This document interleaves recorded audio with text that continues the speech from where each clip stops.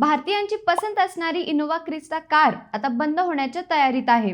मार्च 2027 पर्यंत टोयोटाचे Innova Crysta diesel हे model पूर्णपणे बंद होईल असे सांगितले जात आहे।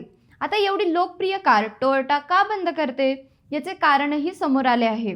कडक होत चाललेले उत्सर्जनाचे नियम आणि कंपनीचा हायब्रिड मॉडेलकडे वाढलेला कल या दोन कारणांनी हे मॉडेल बंद करण्याचा विचार कंपनीने केल्याचे सांगितले जात आहे। ऑटो कारच्या ताज्या अहवालानुसार भारत सरकार आगामी काळात कॉर्पोरेट एव्हरेज फ्युएल इकॉनॉमीच्या तिसऱ्या टप्प्यात आणखी कडक नियम लागू करणार आहे।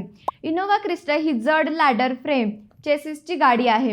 ही गाडी कार्बन डायऑक्साईडचे उत्सर्जन करण्यास CAFच्या नियमानुसार उत्सर्जन करण्यास सक्षम नसल्याचे सांगितले जाते। कदाचित यामुळे भविष्यात टोयोटाला मोठा दंड सोसावा लागू शकतो।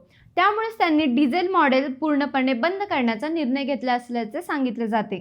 आता त्याऐवजी ही कंपनी इनोव्हा हाय क्रॉसवर लक्ष केंद्रित करत आहे। इनोव्हा ही गाडी गेल्या 10 वर्षांपासून भारतात चांगलीच लोकप्रिय होती, परंतु आता ती बंद होणार असल्याने चाहत्यांना निराशाचा सामना करावा लागू शकतो।